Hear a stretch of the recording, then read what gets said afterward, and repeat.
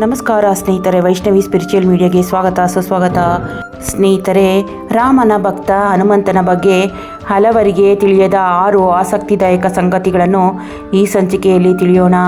ಸ್ನೇಹಿತರೆ, ಅದಕ್ಕಿಂತಲೂ ಮೊದಲು ಯಾರೆಲ್ಲ ನನ್ನ ಚಾನಲ್ಗೆ ಇನ್ನೂ ಸಬ್ಸ್ಕ್ರೈಬ್ ಆಗದೆ ನೋಡ್ತಾ ಇದ್ದೀರಾ, ಪ್ಲೀಸ್ ನನ್ನ ಚಾನಲ್ಗೆ ಸಬ್ಸ್ಕ್ರೈಬ್ ಆಗಿ ಪ್ರೋತ್ಸಾಹಿಸಿ. ಪಕ್ಕದಲ್ಲೇ ಕಾಣುವ ಬೆಲ್ ಐಕಾನನ್ನು ಒತ್ತಿ ನಿಮ್ಮ ಅಮೂಲ್ಯವಾದ ಅನಿಸಿಕೆ ಅಭಿಪ್ರಾಯವನ್ನು ಕಾಮೆಂಟ್ ಮೂಲಕ ತಿಳಿಸುವುದರಿಂದ ನನಗೂ ಸಹ ಉತ್ತಮ ಸಂಚಿಕೆ ಹೊರತರಲು ಪ್ರೇರಣೆಯಾಗುತ್ತದೆ. ಸ್ನೇಹಿತರೆ, ಅಯೋಧ್ಯೆಯಲ್ಲಿ ರಾಮ ಮಂದಿರ ಲೋಕಾರ್ಪಣೆಯಾಗುವುದನ್ನು ಇಡೀ ಭಾರತ ನೋಡಿ ಭಕ್ತಿಯಲ್ಲಿ ಮಿಂದೆದ್ದಿದೆ. ಸ್ನೇಹಿತರೆ, ಈ ಸಮಯದಲ್ಲಿ ರಾಮನ ಪರಮ ಭಕ್ತನಾದ ಹನುಮಂತನ ಕಥೆಗಳು ಮುನ್ನೆಲೆಗೆ ಬಂದಿವೆ. ಆಂಜನೇಯನ ಬಗ್ಗೆ ಬಹಳಷ್ಟು ಜನರಿಗೆ ತಿಳಿಯದ 6 ಆಸಕ್ತಿದಾಯಕ ವಿಚಾರಗಳನ್ನು ಈ ಸಂಚಿಕೆಯಲ್ಲಿ ತಿಳಿಯೋಣ. ಸ್ನೇಹಿತರೆ, ಭಗವಾನ್ ಹನುಮಾನ್ ಇದು ಶಕ್ತಿ ಮತ್ತು ಧೈರ್ಯವನ್ನು ಪಡೆಯುವ ಸ್ಫೂರ್ತಿ ತುಂಬುವ ಹೆಸರಾಗಿದೆ. ಪ್ರತಿದಿನ ಹನುಮಾನ್ ಚಾಲೀಸವನ್ನು ಪಠಿಸುವುದರಿಂದ ತಮ್ಮ ಇಷ್ಟಾರ್ಥಗಳು ಈಡೇರುತ್ತವೆ ಎಂಬುದು ಭಕ್ತರ ನಂಬಿಕೆ. ಸ್ನೇಹಿತರೆ, ಆಂಜನೇಯನು ಶ್ರೀರಾಮನ ಪರಮ ಭಕ್ತನಾಗಿದ್ದನು. ರಾಮಾಯಣ ಮಹಾಕಾವ್ಯ ಮತ್ತು ಹಲವು ಪುರಾಣಗಳಲ್ಲಿ ಹನುಮಂತನ ಸಾಮರ್ಥ್ಯಗಳನ್ನು ವಿಶೇಷವಾಗಿ ಉಲ್ಲೇಖಿಸಲಾಗಿದೆ. ಹನುಮಂತನ ಕುರಿತು ಕೆಲ ಅಪರೂಪದ ಸಂಗತಿಗಳನ್ನು ತಿಳಿಯೋಣ. ಸ್ನೇಹಿತರೆ, ಸಂಸ್ಕೃತದಲ್ಲಿ ಅನು ಎಂದರೆ ದವಡೆ ಮತ್ತು ಮಾನ್ ಎಂದರೆ ವಿಕಾರ ಎಂದರ್ಥ.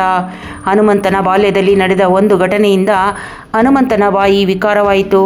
ಆಂಜನೇಯನು ಚಿಕ್ಕ ವಯಸ್ಸಿನಲ್ಲಿ ಉರಿಯುತ್ತಿರುವ ಸೂರ್ಯನನ್ನು ಕಂಡಾಗ ಅದು ಹಣ್ಣೆಂದು ಭಾವಿಸಿ ಅದನ್ನು ಹಿಡಿದು ತಿನ್ನಲು ಬಯಸಿದನು.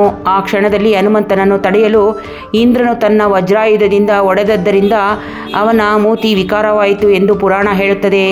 ಸ್ನೇಹಿತರೆ, ಹಿಂದೂ ಧರ್ಮ ಗ್ರಂಥಗಳ ಪ್ರಕಾರ 7 ಮಂದಿ ಅಮರರಿದ್ದಾರೆ. ಚಿರಂಜೀವಿಗಳು ಅಥವಾ ಅಮರರು ಎಂದರೆ ಸಾಯದವರು ಎಂದರ್ಥ. ಅವರಲ್ಲಿ ಹನುಮಂತನು ಒಬ್ಬ. ಪುರಾಣಗಳ ಪ್ರಕಾರ ಆಂಜನೇಯನು ಕಲಿಯುಗದ ಅಂತ್ಯದವರೆಗೂ ರಾಮನಾಮವನ್ನು ಜಪಿಸುತ್ತಾ ಭೂಮಿಯ ಮೇಲೆ ವಾಸಿಸುತ್ತಾನೆ ಎಂದು ಹೇಳಲಾಗುತ್ತದೆ. ಶಾಪ ಹೊಂದಿದ ಹನುಮಂತನಿಗೆ ಶಾಪವಿತ್ತು. ಹನುಮಂತನು ಬಾಲ್ಯದಲ್ಲಿ ತನ್ನ ಚೇಷ್ಟೆಗಳಿಂದ ಋಷಿ ಮುನಿಗಳಿಗೆ ತೊಂದರೆ ಕೊಡುತ್ತಿದ್ದನು. ಧ್ಯಾನಸ್ಥ ಋಷಿಯನ್ನು ಚುಡಾಯಿಸುತ್ತಿದ್ದರಿಂದ ಕೋಪಗೊಂಡ ಅವರು ಆಂಜನೇಯನಿಗೆ ಶಾಪ ನೀಡಿದ್ದರು. ಬೇರೊಬ್ಬರು ಹನುಮಂತನನ್ನು ನೆನಪಿಸುವವರೆಗೂ ಆತನು ತನ್ನ ಶಕ್ತಿಯನ್ನು ಮರೆತು ಬಿಡುವಂತೆ ಶಾಪ ನೀಡಿದ್ದರು. ಸೀತಾಮಾತೆಯನ್ನು ಹುಡುಕುತ್ತಿರುವಾಗ ಜಾಂಬುವಂತನು ಹನುಮಂತನಿಗೆ ತನ್ನ ಶಕ್ತಿಯನ್ನು ಮತ್ತೊಮ್ಮೆ ನೆನಪಿಸಿದನು. ಆಗ ಹನುಮಂತನಿಗೆ ತನ್ನ ಶಕ್ತಿ ಮರಳಿ ಸಿಕ್ಕಿತು. ಸೀತೆ ನೀಡಿದ ಉಡುಗೊರೆಯನ್ನು ತಿರಸ್ಕರಿಸಿದ ಹನುಮಂತನು ಶ್ರೀರಾಮನ ಪರಮ ಭಕ್ತ. ಒಂದು ದಿನ ಸೀತಾದೇವಿಯು ಹನುಮಂತನಿಗೆ ಸುಂದರವಾದ ಮುತ್ತಿನ ಹಾರವನ್ನು ಉಡುಗೊರೆಯಾಗಿ ನೀಡಿದ್ದಳು. ರಾಮನ ಹೆಸರಿಲ್ಲದ ಯಾವುದನ್ನು ಸ್ವೀಕರಿಸುವುದಿಲ್ಲ ಎಂದು ಆಂಜನೇಯನು ಉಡುಗೊರೆಯನ್ನು ಸ್ವೀಕರಿಸಲು ನಿರಾಕರಿಸಿದನು.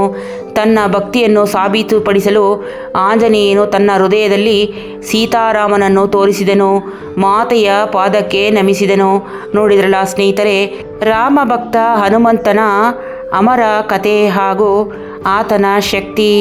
ಸ್ನೇಹಿತರೆ, ಈ ಸಂಚಿಕೆ ಇಷ್ಟವಾದರೆ ಒಂದು ಲೈಕ್ ಕೊಡಿ. ನಿಮ್ಮ ಸ್ನೇಹಿತರಿಗೂ ಬಂಧುಗಳಿಗೂ ಹೆಚ್ಚು ಶೇರ್ ಮಾಡಿ. ಸ್ನೇಹಿತರೆ, ನಿಮ್ಮ ಅಮೂಲ್ಯವಾದ ಅನಿಸಿಕೆ ಅಭಿಪ್ರಾಯವನ್ನು ತಪ್ಪದೇ ಕಾಮೆಂಟ್ ಮೂಲಕ ತಿಳಿಸಿ. ಇದರಿಂದ ನನಗೂ ಸಹ ಉತ್ತಮ ಸಂಚಿಕೆಯನ್ನು ಹೊರತರಲು ಪ್ರೇರಣೆಯಾಗುತ್ತದೆ. ಸ್ನೇಹಿತರೆ, ಚಾನೆಲ್ಗೆ ಸಬ್ಸ್ಕ್ರೈಬ್ ಆಗಿ ಪಕ್ಕದಲ್ಲೇ ಕಾಣುವ ಬೆಲ್ ಐಕಾನನ್ನು ಒತ್ತಿ. ಇದರಿಂದ ನನ್ನ ಎಲ್ಲ ನೋಟಿಫಿಕೇಶನ್ ನಿಮಗೆ ಮೊದಲು ಬಂದು ತಲುಪುತ್ತದೆ. ಧನ್ಯವಾದಗಳು ಸ್ನೇಹಿತರೆ. ಮತ್ತೊಂದು ಸುಂದರವಾದ ಸಂಚಿಕೆಯೊಂದಿಗೆ ಆದಷ್ಟು ಬೇಗನೆ ಬರುತ್ತೇನೆ. ಅಲ್ಲಿಯವರೆಗೂ ನಮಸ್ಕಾರಗಳು.